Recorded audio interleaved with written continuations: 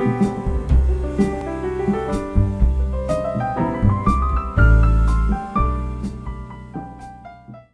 Tuhan. Hari ini saya sungguh bersuka cita, terharu bagaimana Tuhan baik bagi kita. Kalau dari tanggal 22 Maret terakhir kita ibadah di gereja, 22 Maret, April, Mei, hampir 3 bulan jemaat tidak datang ke rumah Tuhan. Walaupun hamba-hamba Tuhan dan beberapa jemaat hadir, gereja kita tetap buka. Tapi hari ini kita bisa melihat bagaimana Tuhan tetap mengasihi umatnya. Banyak hal yang kita tidak mengerti, tapi Tuhan nyatakan kuasanya bagi kita sehingga kita boleh ada di gereja saat ini untuk beribadah. Dan semuanya itu biarlah kita tetap mengucap syukur kepada Tuhan.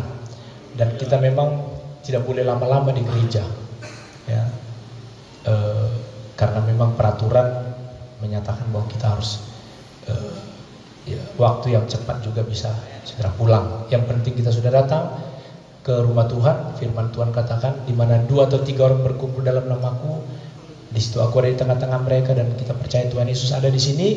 Kita sudah datang, Tuhan sudah memberkati kita. Ya, kita sudah mendengarkan kesaksian dari hamba-hamba Tuhan sidang jemaat, bagaimana Tuhan sudah menyatakan pertolongannya bagi kita. Dan kita membuka Alkitab kita, Alkitab yang terambil dari kitab Perjanjian Baru, Roma pasal yang ke-11, Roma pasal yang ke-11 ayat 33 sampai 36.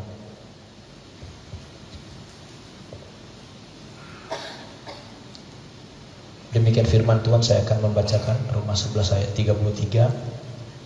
Ya, saya juga mau menyapa saudara kita yang ada di rumah yang masih belum bisa hadir. Ya, tetap beribadah, dengarkan firman Tuhan dan saudara juga akan diberkati. Demikian firman Tuhan. Oh, alangkah dalamnya kekayaan, hikmat dan pengetahuan Allah. Sungguh tak terselidiki keputusan-keputusannya, dan sungguh tak terselami jalan-jalannya. Sebab siapakah yang mengetahui pikiran Tuhan?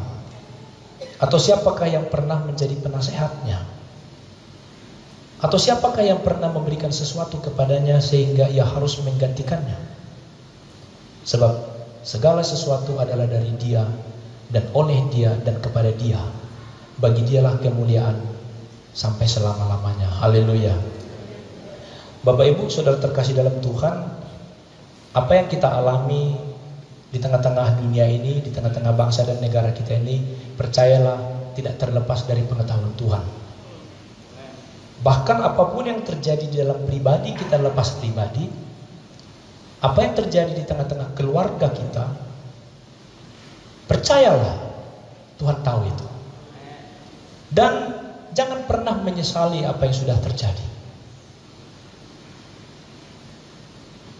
Jangan pernah komplain sama Tuhan. Jangan pernah bersungut-sungut. Seperti firman Tuhan katakan di dalam Filipi 3:13 itu, aku melupakan apa yang di belakangku, tetapi aku terus mengarahkan diri kepada apa yang di hadapanku. Ada amin?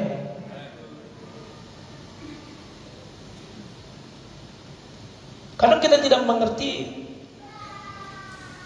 kejadian-kejadian yang terjadi di tengah-tengah bangsa kita, di tengah-tengah gereja kita, di tengah-tengah keluarga rumah tangga kita. Kadang-kadang kita mau berbuat yang baik, justru ada kelemahan kita, ada duri di dalam daging yang membuat kita seperti Paulus bilang, aku manusia cilaka. Tapi sekali lagi saya mau katakan sebagai hamba Tuhan, jangan pernah menyesali itu. Yang penting jangan ulangi lagi kesalahan-kesalahan. Perbaiki diri itu, maka kata Rasul Paulus, aku melupakan di belakangku. Tapi tidak hanya sekedar melupakan di belakang, arahkan diri ke depan. Ada amin? Kesaksian sudah kita dengarkan. Jangan pernah menyesali itu. Percayalah Tuhan akan tolong. Tuhan akan bantu, Tuhan akan memberikan yang terbaik. Kadang-kadang kita tidak mengerti seperti firman Tuhan tadi ini dikatakan apa. Ya, ada hal-hal yang kita alami terjadi dalam hidup kita. Tapi itulah dalamnya kekayaan, hikmat dan pengetahuan Tuhan. Kita tidak sanggup untuk menyelidiki keputusan-keputusannya. Kita tidak sanggup untuk mengerti dan menyelami jalan-jalannya yang kita boleh alami terjadi dalam hidup kita. Bayangkan saudaraku, 3 bulan ini, pandemi COVID ini, tidak ada satupun ahli di dunia yang pernah membayangkan ini terjadi. Ratusan orang yang sudah mendapatkan Nobel kedokteran, Nobel biologi, Nobel fisika, setiap tahun ahli-ahli bioteknologi, ahli-ahli filologi seluruh dunia terus melakukan penelitian. Hanya datang di Hubei, Wuhan, satu virus yang ya mungkin hanya ya, 1/1000 dari debu. Dunia berantakan. Lockdown semua. Ekonomi lumpuh, pemerintah bingung. Nah, kita tidak tahu seperti apa nanti di hadapan kita. Kejadian-kejadian yang mungkin membuat kita, kok bisa begitu? Pemimpin-pemimpin dunia, orang-orang yang terkenal, orang-orang yang sudah teruji, hanya gara-gara virus COVID-19 semua tidak mampu. Tapi Tuhan itu boleh izinkan supaya kita bisa melihat bagaimana keputusan-keputusan Tuhan kita tidak bisa selami. Kalaupun ada sesuatu yang terjadi di dalam keluarga kita, kita kadang, kenapa ini bisa terjadi Tuhan? Tapi saya mau katakan, jangan pernah menyesali itu. Yang penting arahkan diri ke hadapan kita, Tuhan pasti tolong. Jangan pernah mengulangi kesalahan-kesalahan. Mungkin kita selama ini, kita evaluasi, kita refleksi kepada perjalanan rohani kita. Mungkin kita pernah tidak setia. Mungkin kita pernah memberontak kepada Tuhan. Mungkin kita pernah tidak taat kepada Tuhan. Hari ini, hari pertama ibadah kita setelah lockdown, ya, walaupun masih semua pakai masker, ya, itu taat saja. Pemerintah arahkan kita atau himbau kita untuk pakai masker, tetap pakai masker, ya, karena kesehatan tetap dijaga. Tapi percayalah, Tuhan pasti lindungi kita. Seperti firman Tuhan katakan di dalam Roma 8 ayat 28 itu, saudaraku, ya, kita tahu sekarang bahwa Allah turut bekerja.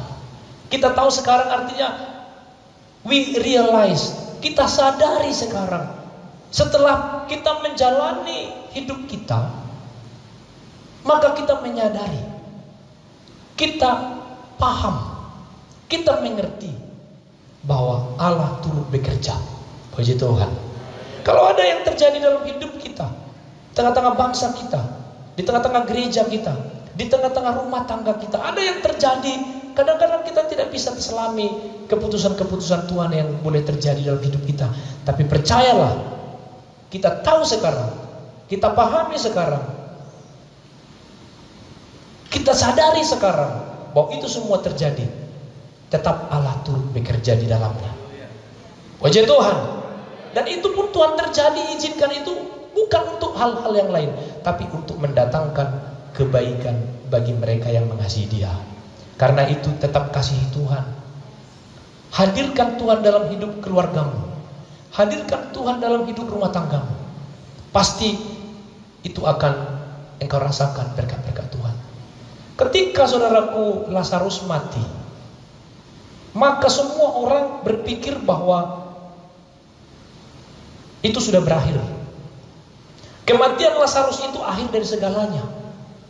Bahkan saudara-saudaranya seperti Maria dan Marta berkata, Tuhan, seandainya engkau ada di sini, maka Lazarus tidak akan mati. Itu dalam pikiran manusia. Sering kita berkata, saudaraku, oh Tuhan, kalau engkau hadir di tengah-tengah persoalan-persoalan ini, maka sesungguhnya persoalan-persoalan ini tidak akan pernah terjadi. Kalau engkau hadir bersama-samaku, sesungguhnya itu tidak akan terjadi. Itu tidak akan ya membuat kami bersungut-sungut atau mungkin khawatir, membuat kita mungkin menjadi nyaris mundur dari Tuhan. Karena sering saudaraku sebagai manusia, ketika ada persoalan masalah, kita berpikir sebagai manusia bahwa itu akhir segalanya. Sama seperti ketika Lazarus itu saudaraku mati, maka seluruh orang yang ada di Betania itu berpikir bahwa itulah akhir segalanya. Pernahkah kita berpikir ketika ada persoalan masalah yang ada dalam hidup kita, kita berpikir bahwa inilah akhir segalanya? Tidak akan ada lagi kebangkitan iman, tidak ada lagi kebangkitan rohani, maka semuanya sudah berakhir. Tapi justru kebalikannya saudaraku di dalam pikiran Tuhan Yesus. Nah, kalau kita baca di dalam Yohanes 11 saudaraku ya. Kita lihat sebentar di dalam Yohanes 11 saudaraku. Di ayat 4. Ya. Ketika Yesus mendengar kabar itu, ia berkata, perhatikan, penyakit itu tidak akan membawa kematian. Persoalan-persoalanmu tidak akan membawa kepada kehancuran. Persoalan-persoalan yang Tuhan izinkan terjadi kepada kita tidak akan membuat kita menjadi degradasi, menjadi terpuruk, menjadi rusak. Tidak. Tetapi apa? Itulah yang harus kita pahami. Harus yang kita mengerti secara rohani, bahwa itu terjadi untuk menyatakan kemuliaan Allah. Di dalam pribadi kita, di dalam keluarga kita. Bukankah karena ada ujian maka ada naik kelas? Kalaupun ada ujian, cobaan yang datang saudaraku, sesungguhnya kita harus memiliki pikiran Kristus. Pikiran Kristus yang ada dalam hidup kita, itulah saudaraku yang akan kita bisa buktikan. Beberapa waktu yang lalu saya katakan bahwa ya, ketika kita menerima kuasa Roh Kudus itu, maka sesungguhnya Tuhan sedang mengizinkan kita, sedang memberikan kesempatan kepada kita untuk mempertontonkan kuasa ilahi.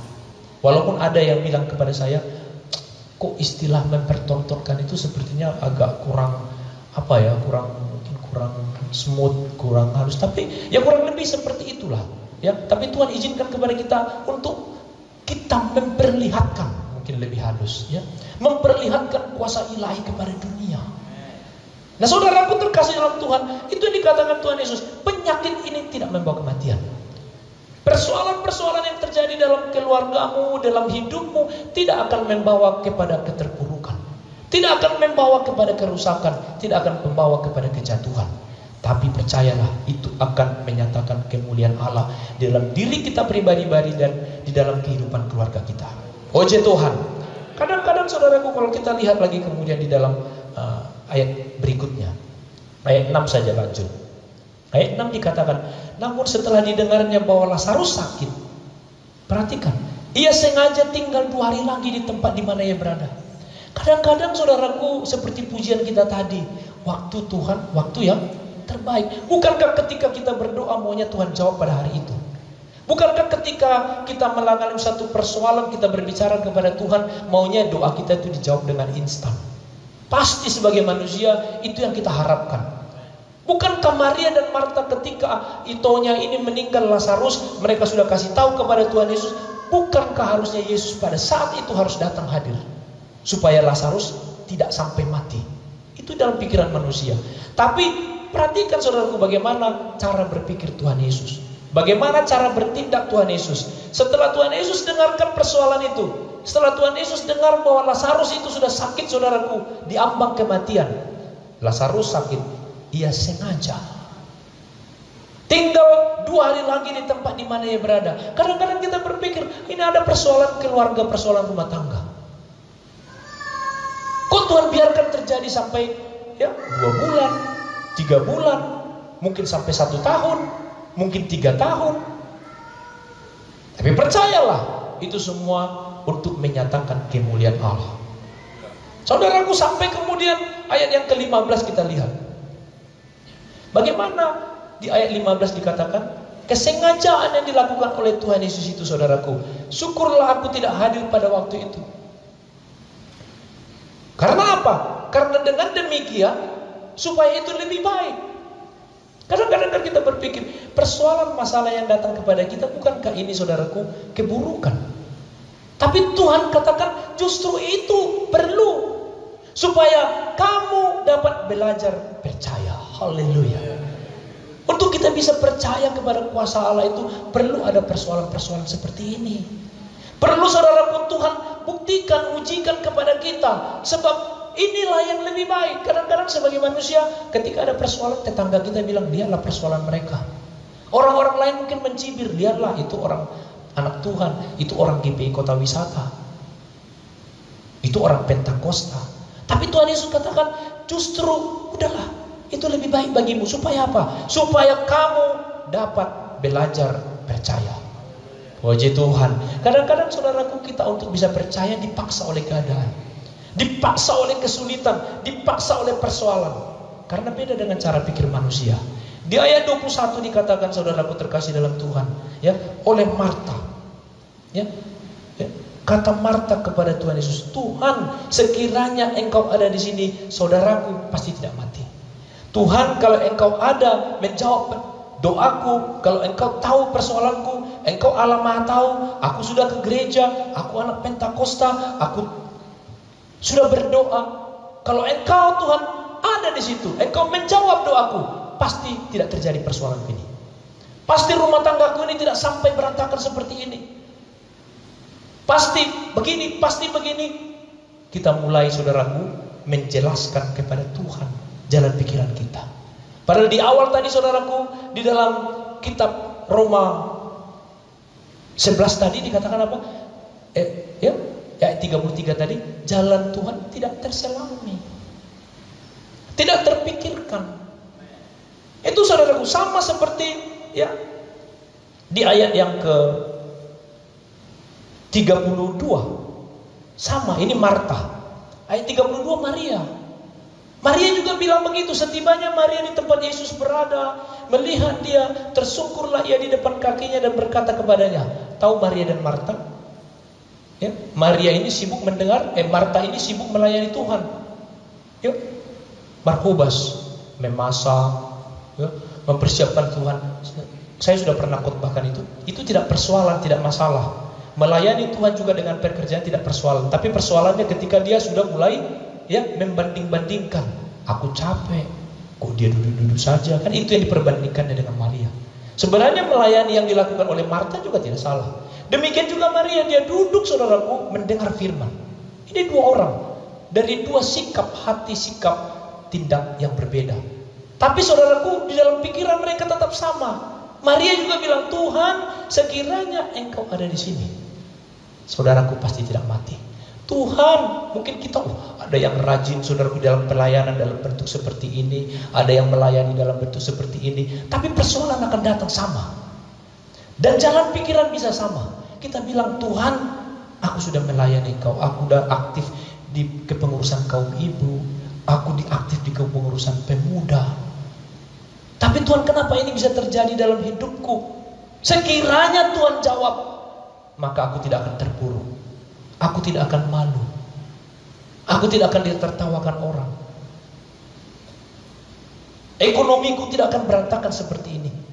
Karena ada juga jemaat kita, saudaraku, dengan pandemi COVID seperti ini, yang dagang tokonya tutup, yang kerja, saudaraku, apa macam, banyak persoalan, saudaraku. Kadang kita berpikir, tapi firman Tuhan katakan, percayalah, itu tidak bisa kita selami.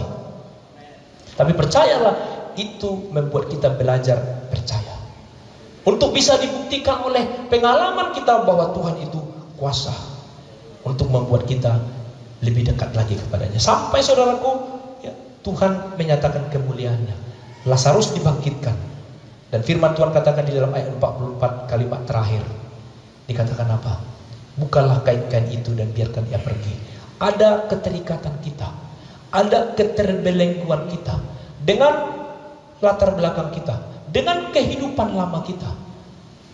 Tuhan katakan, buka semua itu, supaya kita boleh berjalan menggapai Tuhan dengan bebas, dengan kuasa rohnya yang membuat kita lebih bisa lagi merasakan berkat-berkat kasih kemurahan Tuhan, jawaban-jawaban atas persoalan kita.